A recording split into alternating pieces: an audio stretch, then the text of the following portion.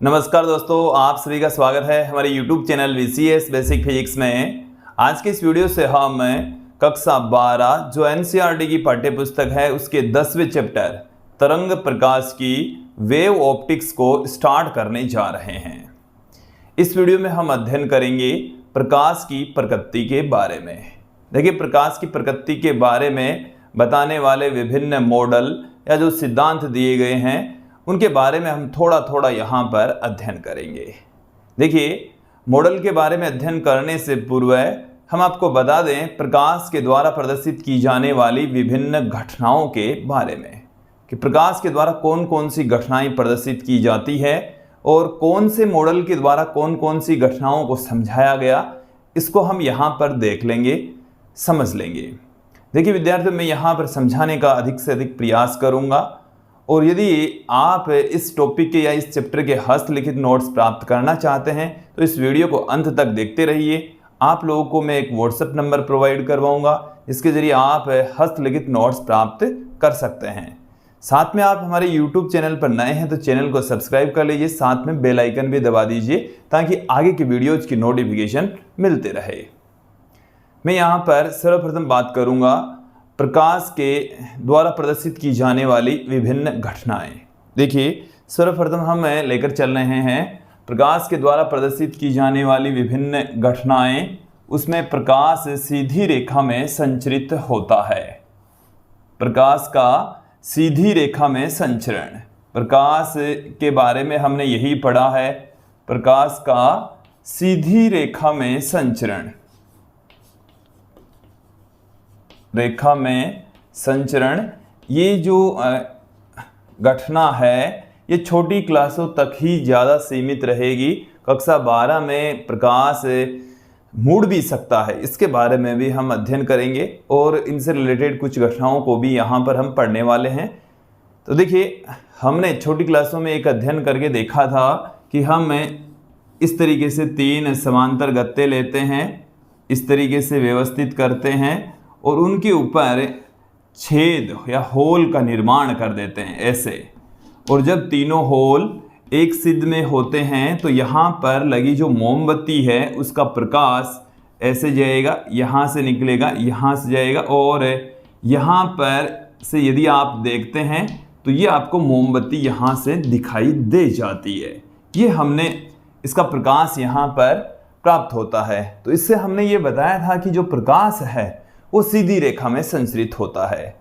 But विद्यार्थियों, यहाँ पर हम इस चैप्टर में हम अध्ययन करेंगे कि प्रकाश कुछ परिस्थितियों में मुड़ भी सकता है।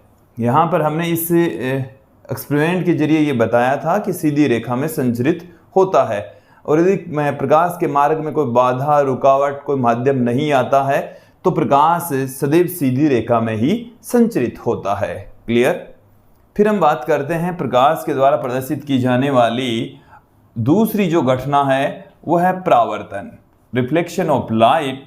इसका मतलब है कि जब प्रकाश एक माध्यम से चलता हुआ दूसरे माध्यम में प्रवेश करता है, जैसे यहाँ से कोई प्रकाश की किरण आ रही है और वो दूसरे माध्यम से, ये हमारे पास में एक माध्यम है और जब यही प्रकाश की किरण दूसरे माध्यम से जाकर टकराती है तो ये टकराकर वापस उसी माध्यम में लौट आती है, तो इस घटना को हम प्रकाश का परावर्तन कहते हैं। इस घटना को क्या कहा जाता है?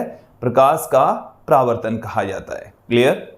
ये भी हमने लास्ट चैप्टर में देख ली थी। इसके पश्चात हम प्रकाश के द्वारा प्रदर्शित की जाने वाली तीसरी जो घटना है वो है प्रकाश का अपवर्तन।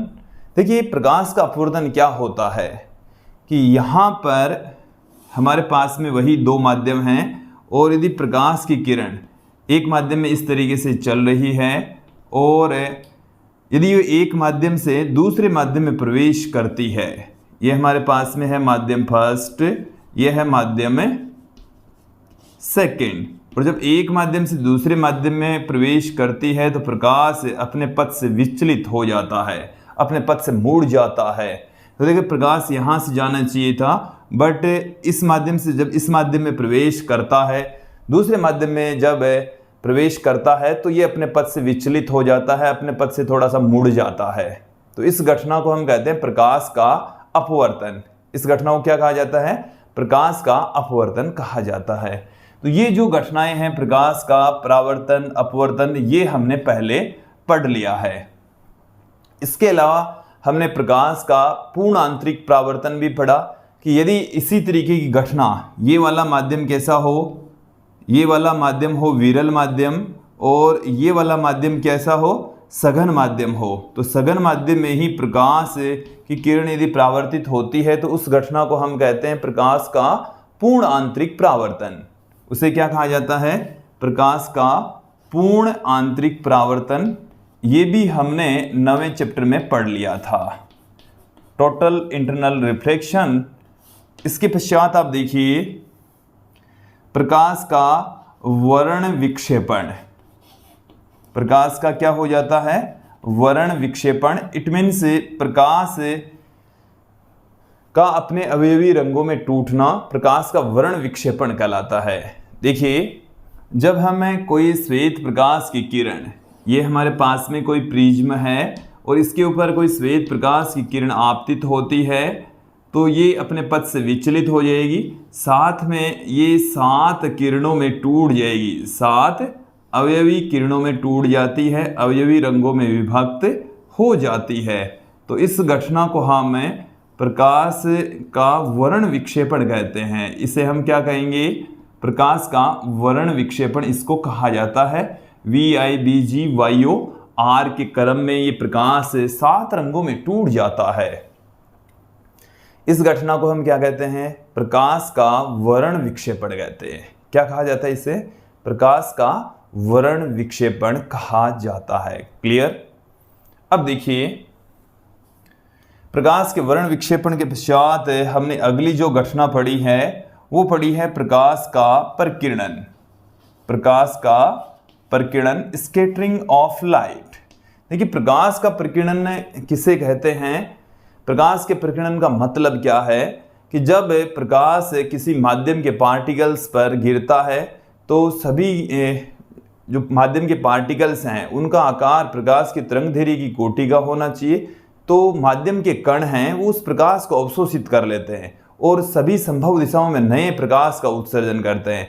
तो उस घटना को हम प्रकाश का प्रकीर्णन कहते हैं। उस घटना को हम क्या कहेंगे? प्रकाश का प्रकीर्णन कहेंगे। देखिए, एक्चुअल में प्रकाश के प्रकीर्णन में होता क्या है वो मैं आप लोगों को समझा देता हूं। यहाँ पर ये कोई माध्यम का कण है, इसका जो आकार है प्रकाश की तरंगदैर्घ्य की कोटि का है। ये यहाँ से प्रकाश की किरण आपतित हो रही है। आपतन के पश्चात ये जो प्रकाश की किरण है इस माध्यम के कण द्वारा पूर्ण रूप से अवशोषित हो जाती है। अवशोषण के पश्चात ये जो प्रकाश है, ये जो माध्यम है, सभी संभव दिशाओं में चारों ओर नई तरंगों का उत्सर्जन करता है। तो इनको हम कहते हैं प्रकीर्णित प्रकाश और इस घटना को प्रकाश का प्रकीर्णन कहा जाता है। इस घटना को क्या कहा जाता है? प्रकाश का प्रकीर्णन कहा जाता है। क्लियर? फिर उसके पश्चात हम प्रकाश के द्वारा प्रदर्शित की जाने वाली अगली घटना के बारे में अध्ययन करते हैं, प्रकाश का व्यतिकरण। प्रकाश का व्यतिकरण। देखिए, व्यतिकरण के अंदर क्या होता है, जब 2 या 2 से अधिक प्रकाश तरंगें यदि बिल्कुल पास पास में है, एक ही दिशा में संचरित हो रही है, जिनका आयाम लगभग बराबर होना चाहिए, आवृत्ति उनकी एक समान होनी चाहिए, तो आपस में मिल जाती है। आप तो ये समझ लीजिए, अभी फिलहाल तो हम व्यतिकरण के बारे में इस चैप्टर में अध्ययन करेंगे कि ये हमारे पास में कोई प्रकाश की किरण जा रही है और इधर एक दूसरी प्रकाश की किरण जा रही है और ये दोनों आपस में मिल जाती है। दोनों आपस में क्या हो जाएगी? मिल जाएगी और एक नई तरंग का निर्माण कर लेती है। तो इस घटना को हम कहते हैं प्रकाश का व्यतिकरण। इस घटना को क्या कहा जाता है? प्रकाश का व्यतिकरण कहा जाता है। क्लियर? देखिए, उसके पश्चात हम बात करेंगे प्रकाश के द्वारा प्रदर्शित की जाने वाली अगली घटना, प्रकाश का विवर्तन। प्रकाश का विवर्तन किसे कहते हैं? देखिए, प्रकाश जब उनकी तरंगदैर्घ्य की कोटि वाले अवरोधक या किसी द्वारक से जाकर टकराता है तो उनके किनारों से मुड़ जाता है। उनके किनारों से क्या हो जाएगा? मुड़ जाएगा। तो उस घटना को हम प्रकाश का विवर्तन कहते हैं। देखिए, इसे भी आप लोग समझ लीजिए कि ये हमारे पास में प्रकाश की तरंगदैर्घ्य की कोटि वाला कोई अवरोधक है, और जब प्रकाश की किरण यहाँ से इधर इस तरीके से आती है तो ये कायदे से तो ये एक भाई इसका जो धब्बा है वो यहाँ पर पर्दे पर बनना चाहिए, इसकी छाया बननी चाहिए। बट ऐसा है कि जो प्रकाश है वो इधर इस तरीके से मुड़ जाता है, यहाँ पर जो छाया है या जो धब्बा है वो नहीं बन पाता। ये हमारे पास में क्या है, अवरोधक है। हो सकता है कि इनकी डेफिनेशन ये जो घटनाएं हैं आपको थोड़ी कम समझ में आ रही हो, बट इस चैप्टर में इन घटनाओं के बारे में हम डिटेल से अध्ययन कर लेंगे, अच्छे तरीके से आप लोग इन्हें समझ भी लेंगे। ठीक है, तो ये कोई अवरोधक है, ऐसे समझो कि इसमें से प्रकाश आर पार नहीं जा रहा है। जैसे कोई सिक्का हो, पत्थर हो, इस छोटा जो वस्तु है उसे हम अवरोधक कह रहे हैं, प्रकाश के मार्ग में रख दिया। तो एक्चुअल में यहाँ तो हम जानते हैं कि इसका एक धब्बा बनना चाहिए, बट ऐसा नहीं होता। जैसे मैं बात करूँ सुई की, तो सुई को यदि आप धरती से थोड़ी सी ऊपर रखेंगे और सूर्य का प्रकाश से उसकी छाया बननी चाहिए, बट आप सुई को जैसे थोड़ा सा ऊपर रख लेंगे तो उसकी छाया नहीं बन पाती। वो धारा के मार्ग में अवरोधक है, उसकी छाया यहाँ पर नहीं बन पाएगी। क्लियर। इसी प्रकार से यदि आपके कमरे में ये कोई एक बारीक सा छिद्र है, तो बारीक सा छिद्र है तो कायदा तो ये कहता है कि आपके कमरे की दीवार पर इस छिद्र जितना प्रकाशिक धब्बा बनना चाहिए। कितना धब्बा बनेगा, प्रकाशिक जितना चमकीला धब्बा बनना चाहिए जितना ये है। बट एक्चुअल में होता क्या है, ये धब्बा है वो थोड़ा सा बड़ा बनता है। हुआ क्या है, यहाँ से प्रकाश की जो किरणें आती है वो इसके किनारों से थोड़ी सी मुड़ जाएगी। प्रकाश की किरणें इसके किनारों से क्या हो जाएगी, मुड़ जाएगी। तो प्रकाश का किसी अवरोधक या द्वारक, इसको ये जो छेद होता है ना, इसको हम कहते हैं द्वारक, और यदि कोई वस्तु इसके मार्ग में आ जाती है तो उसको हम कहते हैं अवरोधक। तो प्रकाश का द्वारक या अवरोधक के किनारों से जो मुड़ना होता है, इस घटना को हम कहते हैं विवर्तन कहते हैं। क्या कहा जाता है, विवर्तन कहा जाता है। इसके पश्चात हम चलते हैं ध्रुवण की ओर। ये भी इस चैप्टर में पढ़ने वाले हैं। पोलराइजेशन कहते हैं किसे कहा जाता है, कि देखिए जो प्रकाश है उसका कुछ हिस्सा एक तल, प्रकाश क्या है कि सभी संभव दिशाओं में कंपन करता है, तो उसके कंपनों को यदि एक दिशा में एक तल में व्यवस्थित कर दें तो उस घटना को हम कहते हैं ध्रुवण। उस घटना को क्या कहा जाता है। और जो धूप का चश्मा होता है उससे हम यदि पहनकर बाहर निकले तो हमें धूप कम नज़र आती है, जो बाहर का एरिया है उसमें छाया सी नज़र आती है। तो उसके पीछे रीजन होता है, उसके पीछे कारण होता है कि कुछ प्रकाश उस चश्मे में जो प्रयुक्त कांच है उनके द्वारा अवशोषित हो जाते हैं। तो इस घटना को हम क्या कहते हैं, ध्रुवण कहते हैं। क्लियर। अब हम कुछ अन्य घटनाओं के बारे में यहाँ पर चर्चा करते हैं। प्रकाश विद्युत प्रभाव मैं यहीं पर पुट कर देता हूं।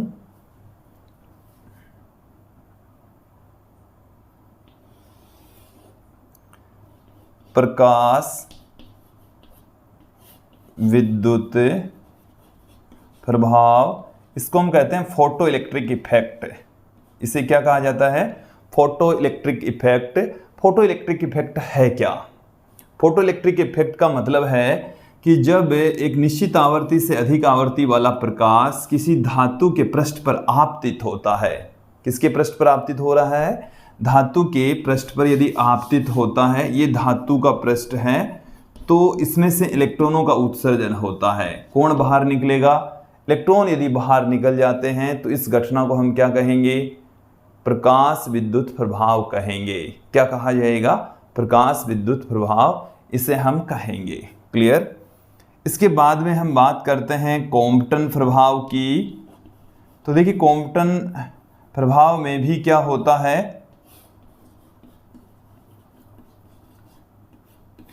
कॉम्पटन प्रभाव में यहाँ पर इलेक्ट्रॉन तो उत्सर्जित होता ही है, इलेक्ट्रॉन तो बाहर निकलेगा ही, साथ में इलेक्ट्रॉन तो गति करेगा ही, साथ में एक अन्य तरंग का भी उत्सर्जन हो जाता है जिसकी ऊर्जा थोड़ी सी कम होती है। तो कॉम्पटन प्रभाव और जो प्रकाश विद्युत प्रभाव है इसमें देखो अंतर क्या है। ये यहाँ पर जैसे किसी धातु के अंदर ये इलेक्ट्रॉन है, इसके ऊपर ये कोई प्रकाश की तरंग या फोटोन आपतित होता है, तो जो इलेक्ट्रॉन है वो एक दिशा में गति करेगा और कम ऊर्जा वाली यहाँ पर एक ये फोटोन उत्सर्जित हो जाएगा।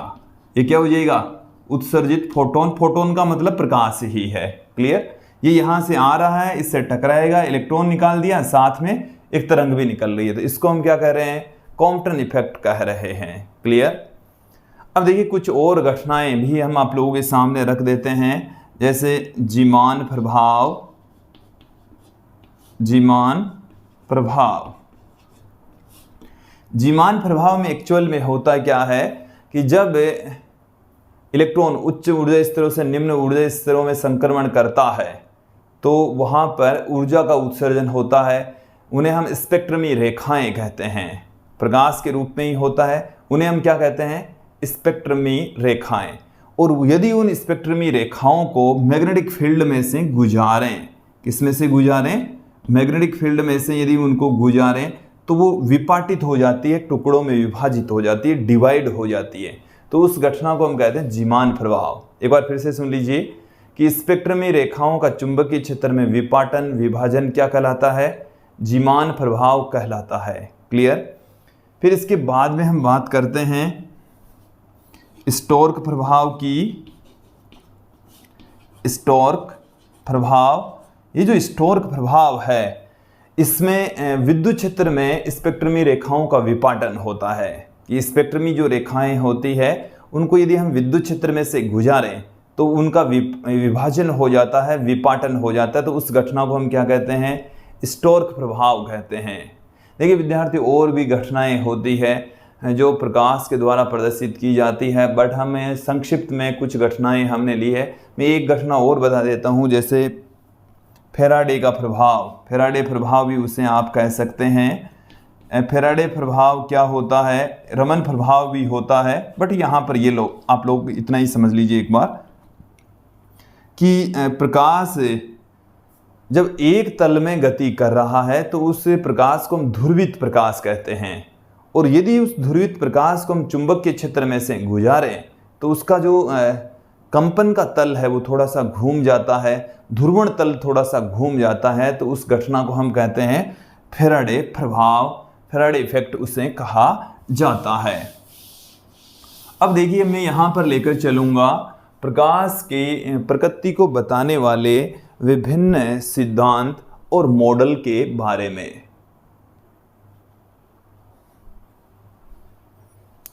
देखिए हम एक एक करके प्रकाश की प्रकृति को बताने वाले सभी मॉडल के बारे में यहाँ पर अध्ययन करने वाले हैं। सबसे पहले हम लेकर चलेंगे देकार्ते का कणिका मॉडल। देखिए प्रकाश की प्रकृति को बताने वाले, प्रकाश की प्रकृति को बताने वाले विभिन्न मॉडल या सिद्धांत। प्रकाश की प्रकृति को बताने वाले मॉडल या सिद्धांत एक ही बात है। देखिए सबसे पहले हम बात करते हैं, सबसे पहले आए देकार्ते। देकार्ते ने अपना मॉडल दिया। इन्होंने जो मॉडल दिया उसको नाम पड़ा कणिका मॉडल। क्या नाम पड़ा? कणिका मॉडल, उसका नाम रखा गया। और इस मॉडल में देखिए क्या कहा गया। देकार्ते साइंटिस्ट का नाम है। इन्होंने ये कहा कि जो प्रकाश है वो कणों के रूप में संचरित होता है। किस रूप में संचरित होता है? कणों के रूप में संचरित होता है। और इस मॉडल से ही प्रकाश की परावर्तन, अपवर्तन और सीधी रेखा में संचरण को अच्छे से समझाया गया। क्लियर? फिर उसके पश्चात ये जो मॉडल आया वो 1637 में आया। कब आया? 1637 में ये मॉडल आया। दूसरा जो मॉडल आया उसे हम न्यूटन का कणिकावाद सिद्धांत कहते हैं। न्यूटन का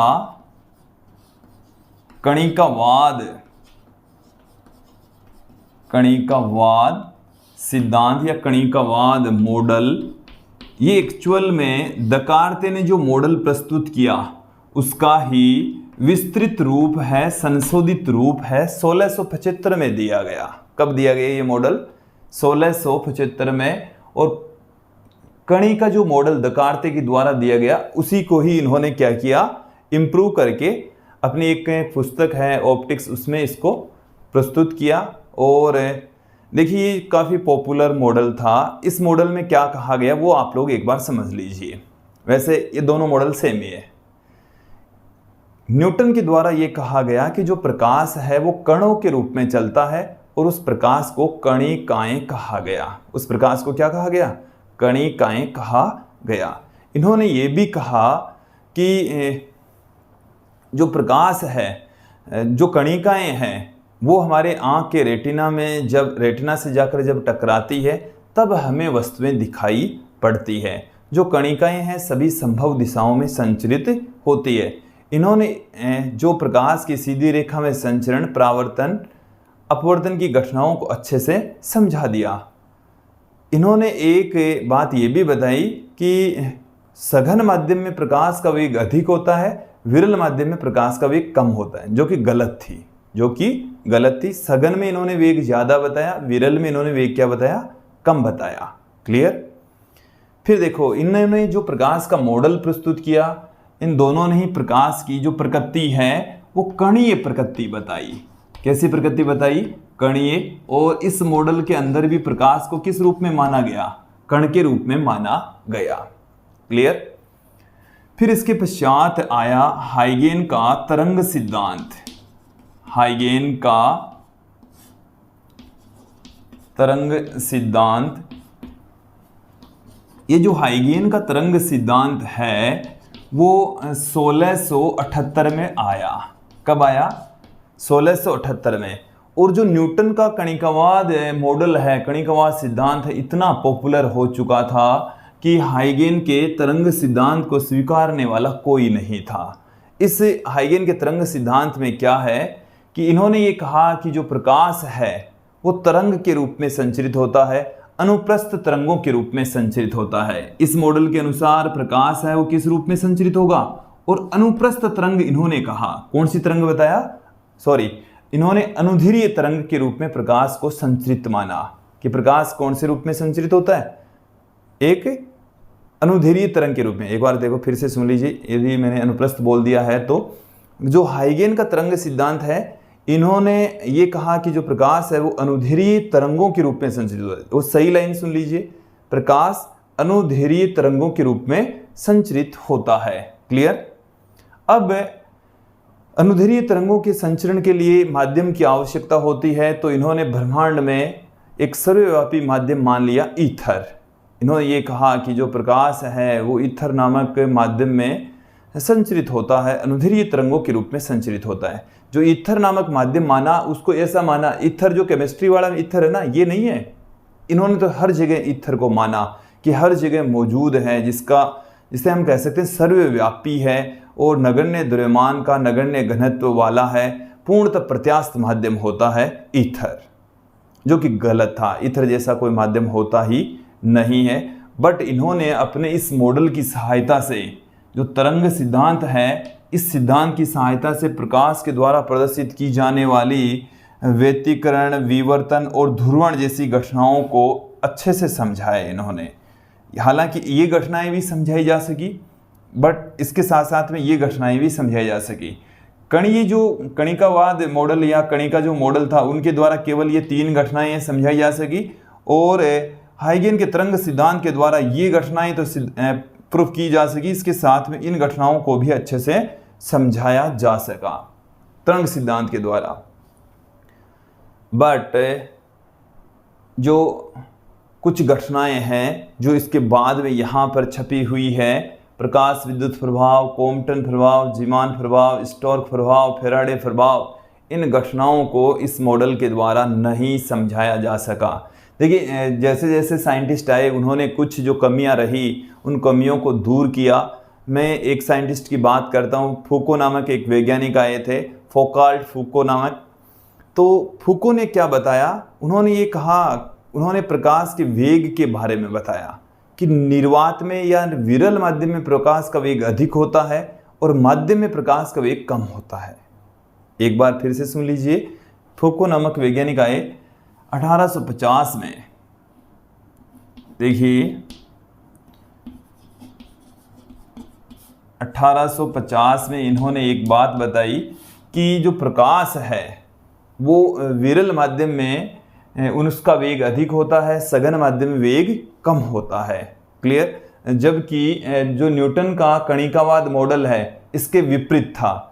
जो इसमें कमी थी उस कमी को फूको ने दुरुस्त कर दिया। इन्होंने एक क्या कहा, एक बार फिर से सुन लीजिए। विरल माध्यम में प्रकाश का वेग अधिक और सघन माध्यम में प्रकाश का वेग कम होता है। क्लियर। देखिए उसके बाद में जो साइंटिस्ट आए वो जेम्स क्लार्क मैक्सवेल, इनको हम कहते हैं प्रकाश का विद्युत चुंबकीय तरंग सिद्धांत। प्रकाश का विद्युत चुंबकीय तरंग सिद्धांत इन्होंने प्रस्तुत किया और इस सिद्धांत को दिया गया जेम्स क्लार्क मैक्सवेल के द्वारा। और ये जो सिद्धांत है वो 1873 में आया, जेम्स क्लार्क मैक्सवेल के द्वारा दिया गया। देखो ये सिद्धांत ये कहता है कि जो प्रकाश है वो विद्युत चुंबकीय तरंगों के रूप में संचरित होता है। किस रूप में संचरित होता है? विद्युत चुंबकीय तरंगों के रूप में संचरित होता है। और विद्युत चुंबकीय तरंगों को हम पहले ही अच्छे से स्पष्ट रूप से पढ़ चुके हैं। उसमें विद्युत क्षेत्र तथा चुंबकीय क्षेत्र एक दूसरे के लंबवत, तरंग संचरण की दिशा के लंबवत कंपन करते हैं, गति करते हैं। इन्होंने जो मुख्य बात बताई वो ये बताई कि प्रकाश तरंग के रूप में संचरित होता है। किस रूप में संचरित होता है? इन्होंने तरंग के रूप में संचरित माना और वो भी अनुप्रस्थ तरंग के रूप में संचरित माना, जो कि एकदम सही बात थी कि प्रकाश की जो प्रकृति होती है वो कैसी होती है? अनुप्रस्थ प्रकृति होती है। देखिए अभी तक हमने मूल रूप से 4 मॉडल पढ़े हैं, उनमें से 2 मॉडल कणीय प्रकृति को बता रहे हैं, 2 मॉडल अनुप्रस्थ तरंग के रूप में प्रकाश को संचरित मान रहे हैं। फिर देखिए विद्यार्थियों, अगला जो मॉडल और सबसे जो पॉपुलर मॉडल है उनमें से एक तो कणिकावाद मॉडल भी है, इसके पश्चात प्लांक का क्वांटम मॉडल। प्लांक का क्वांटम मॉडल। देखिए ये जो मॉडल है वो मैक्स प्लांक के द्वारा दिया गया। किसके द्वारा दिया गया? मैक्स प्लांक के द्वारा दिया गया। सन 1900 में दिया गया। ये मॉडल कब आया? सन 1900 में आया। इन्होंने प्रकाश को छोटे छोटे पार्टिकल्स, ऊर्जा के छोटे छोटे बंडल्स के रूप में संचरित माना और उन बंडल्स को इन्होंने फोटोन कहा। उन बंडल्स को इन्होंने क्या कहा? फोटोन कहा। फोटोन। और उन फोटोनों की ऊर्जा को आवर्ती के समानुपाती माना और वहाँ से प्रोपोर्शन का साइन हटाकर एक कांस्टेंट एच पुट किया जिसको हम प्लांक नियतांक कहते हैं। एच का जो मान होता है 6.62 × 10⁻⁴ जूल इंटू सेकेंड होता है। तो देखो E बराबर एच न्यू, ये किसी फोटोन की ऊर्जा को इंगित करता है। फोटोन ऊर्जा का छोटा पार्टिकल होता है। जो प्लांक का क्वांटम मॉडल है ये कहता है कि प्रकाश ऊर्जा के छोटे छोटे पार्टिकल्स, बंडल्स के रूप में संचरित होता है। तो इस मॉडल के अंदर प्रकाश को कण के रूप में माना। किस रूप में माना? कि प्रकाश कण के रूप में संचरित होता है। क्लियर। अब देखो ये जब मॉडल आया तो इस मॉडल के द्वारा इन सभी घटनाओं को स्पष्ट रूप से समझाया जा सका। प्रकाश विद्युत प्रभाव, कॉम्पटन प्रभाव, जीमान, स्टोर्क, फैराडे, इन सभी प्रभावों को प्लांक के क्वांटम मॉडल से अच्छे से समझाया गया। बट इन घटनाओं को नहीं समझा सका। ये जो प्लांक का क्वांटम मॉडल है व्यतिकरण, विवर्तन और ध्रुवण को समझाने में असफल रहा। तो देखिए इनमें से ये हमने विभिन्न मॉडल आप लोगों को ये सामने रखे हैं, बट ऐसा कोई सा भी मॉडल नहीं है जो प्रकाश की सभी घटनाओं को समझा सके। ऐसा कोई सा मॉडल नहीं है। प्लांक का क्वांटम मॉडल सबसे सफल मॉडल जो इन घटनाओं को समझा सका। हाइगेन का तरंग सिद्धांत वो भी एक सफल मॉडल है, वो भी प्रकीर्णन, व्यतिकरण, विवर्तन, ध्रुवण इनको समझा सका, बट इनको नहीं समझा सका। प्लांक का क्वांटम मॉडल इनको समझा दिया तो इनको नहीं समझा पाया। तो ऐसा कोई मॉडल है नहीं जो प्रकाश के द्वारा प्रदर्शित की जाने वाली सभी घटनाओं की व्याख्या कर सकें। तो विद्यार्थियों, वैज्ञानिकों ने मिलकर ये निष्कर्ष निकाला कि यदि सभी घटनाओं को समझना है तो प्रकाश की कणीय और तरंगीय दोनों प्रकृति माननी पड़ेगी। प्रकाश की कणीय और तरंगीय दोनों प्रकृति माननी पड़ेगी। हालांकि इस स्टेटमेंट का कई लोगों ने मजाक भी उड़ाया कि जो ऐसा पॉसिबल नहीं हो सकता, दोनों में से एक ही प्रकृति होनी चाहिए, बट ये सही है। आज तक इस द्वैत प्रकृति को ही लेकर चलते हैं। तो प्रकाश की जो प्रकृति है, प्रकाश की प्रकृति है वो कैसी होती है? कण के रूप में चलता है या तरंग के रूप में चलता है? तो इसका आंसर है प्रकाश की जो प्रकृति है वो द्वैत प्रकृति होती है। द्वैत का मतलब है दो, और दो यहाँ पर है कण और तरंग। कण और तरंग दोनों के रूप में संचरित होता है। कण और तरंग दोनों के रूप में प्रकाश संचरित होगा, अर्थात प्रकाश की द्वैत प्रकृति होती है। क्लियर? तो विद्यार्थियों, ये मैंने थोड़ा थोड़ा इन सब के बारे में आप लोगों को बताया। इस चैप्टर में हम प्रकाश के व्यतिकरण, विवर्तन, ध्रुवण, इनको हम अच्छे से समझेंगे। इसके साथ में प्रकाश के परावर्तन और अपवर्तन को भी यहाँ पर इस चैप्टर में समझने वाले हैं, उनका अध्ययन करने वाले हैं। क्लियर? अब देखिए, इसके बाद में जो चैप्टर आएगा उस चैप्टर में हम प्रकाश विद्युत प्रभाव जो घटना है इसको हम अध्ययन कर लेंगे, इसको हम डिटेल से अध्ययन कर लेंगे। वहाँ पर ही हम प्लांक का क्वांटम मॉडल भी देख लेंगे। तो देखिए, इन सभी मॉडल की सहायता से हमें ये निष्कर्ष निकला है कि जो प्रकाश है उसकी प्रकृति कैसी होती है? द्वैत प्रकृति होती है, अर्थात कण व तरंग दोनों प्रकृति मानकर चलेंगे। विद्यार्थियों, मैं अब दे देता हूँ आपको हमारे YouTube चैनल के व्हाट्सएप नंबर। सिर्फ आपको व्हाट्सएप करना है, और कौन से नंबर पर करना है वो लिख लीजिए 94। कॉल किसी भी कंडीशन में मत करना, सिर्फ व्हाट्सएप करना है। थोड़ी देर में आपको आंसर मिल जाएगा। इस चैप्टर के नोट्स आप प्राप्त कर सकते हैं, सिर्फ फिजिक्स के ही नोट्स प्राप्त होंगे। क्लियर? तो प्रकाश की प्रकृति हमने समझाई। अगला जो वीडियो है वो हाइगेन के तरंग सिद्धांत पर आधारित होगा। हाइगेन का तरंग सिद्धांत क्या है उसके बारे में हम अध्ययन करने वाले हैं। आज के इस वीडियो में इतना ही। धन्यवाद दोस्तों।